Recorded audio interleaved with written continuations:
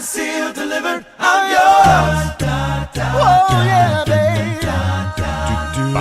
Like a fool I went and stayed too long.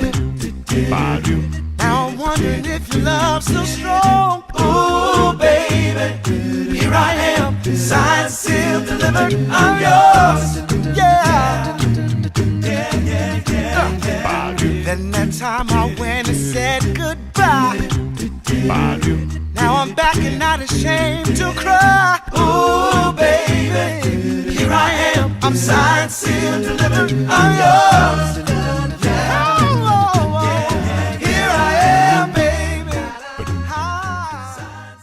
Straight No Chaser found fame in 2006, more than a decade after its formation, thanks to a video posted to YouTube that highlighted the ensemble's vocal chops and sense of humor. The 10-member a cappella group celebrates its bicentennial with I'll Have Another 20th Anniversary World Tour. Heather Longley speaks with ensemble co-founder and tenor Walter Chase about sharing a bill with Weird Al Yankovic, collaborating with established recording artists, and what to expect from Straight No Chaser's upcoming release, I'll Have Another Christmas album. I see your itinerary for the new Old Fashioned Tour and the I'll Have Another World Tour are pretty much back to back, and you've got dates almost every day through December and then into January. So do your voices get hangovers from all that singing, or how do you keep them fresh and healthy? It's anywhere from making sure that we're not talking or singing too much during the day to, when you have back-to-back shows, not to be, drinking or staying up too late, and making sure just hydrated and get a lot of rest. Those are the two things that I try to do the most, is sleep a little extra and just drink as much water as possible. Those are the two things that keep me going during the long haul of the tour. So whose idea was it to run with the drinking theme in your name and your albums? And then were there any rejected album names? Yeah, I mean, that was something we used to do back in college. And, it's been 20 years now, but, when we were 19, 20 years old, it was fun to go tongue in cheek. And that all started with the name Straight No Chaser, which was taken from a Thelonious Monk jazz song that had, the double meaning of not only, a little tongue-in-cheek drinking thing, but also the fact that we were just voices, just us, nothing behind us, just Straight No Chaser, the type of music that we did. So, and we just happened, our very first album in college was called Straight No Chaser, so it was self-titled, but then we did Last Call for the second one. And then after that, just took on a mind of its own, where everything just became some kind of drinking or, so that, yeah, there have been some album titles that have not made it through, but I don't want to give any of them away just in case we decide to go back and, become either brave or we run out of ideas. Are there any songs that maybe didn't make it through the initial, let's arrange this round? Or has anyone in the group written an original arrangement for the group? Yeah, there's actually 3 originals that are going to be on the holiday album. 2 were written by one of the guys in our group, Mike Luganbill, and one was co-written by another guy in our group, Charlie Meckling, with Dan Ponce, one of the former members of our group. We've penned, probably another half a dozen original songs that have appeared on our albums to date, and we're always trying to toe the line of our audience knows us as not only a holiday group, but knows us as a band that, I guess you could say, a cover band, where we're doing mostly other people's work.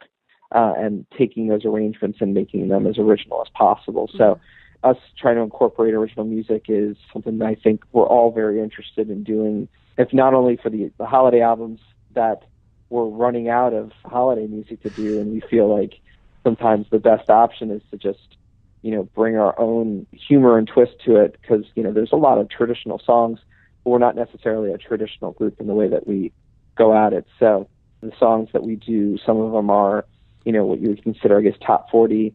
But then, for example, we have a song on the new album called "To Christmas," which is a song that you might be hearing in. It's a parody about all of the different times of the year with the holiday season, and sung in sort of a how you would hear it in a bar, like an Irish pub, sort of a chant to Christmas. The holiday season, I think, tends more to have these comedic type of songs, like we did with our original 12 Days of Christmas. So you shared a bill with Weird Al Yankovic at the Hollywood Bowl in L.A.? Yeah. How did that come about? The Hollywood Bowl reached out to us to see if we were interested. Weird Al has such a huge following, and for I think for him to sign off on allowing us to perform, it was an honor, and it was also cool because Weird Al is not necessarily known as the coolest guy out there, but he does have a lot of cred when it comes to comedy and with parodies. And I think it's a good match with the parodies that we do on our albums, as well as the humor that we've been, self-deprecating humor / kind of collegiate fun type of humor that we bring onto our shows. You've worked with a lot of musicians, singers, songwriters. So when that album came out, Under the Influence, what was it like to work with someone on their own song? And then how did that artist, or how did those artists work without an instrumental band on those songs? I'll say for our side, it was, there's a lot of pressure to bring an original song back to the artist in an a cappella setting. And the fact that many of these artists signed off even before hearing an arrangement was really cool. Working with, we got to work with Sir Paul McCartney, Stevie Wonder, and when they sent back the mixes, there with their vocals on top of it and giving the thumbs up to the arrangement. I mean, that's for us to be accepted by the artist on their original songs, and some of their songs, their most famous songs, in order to share that. It was a big deal, and I think we were all really humbled to be allowed to do that and to be given the thumbs up, like I said. And then it was also cool to work with some of them in the studio, working with Dolly Parton and Sarah Bareilles and Colby Calais, to have them collaborate, where they would hear different harmonies and such. And Jason Mraz, he sent back his arrangement almost half a dozen times, wanting to get improvements on it. So it was great. It was a learning experience, and it was for us nice to be accepted by those artists. Straight No Chaser will celebrate its 20th year as bona fide a cappella entertainers on November 11th, 2016 at Penn State's Eisenhower Auditorium. For tickets or information, visit cpa.psu.edu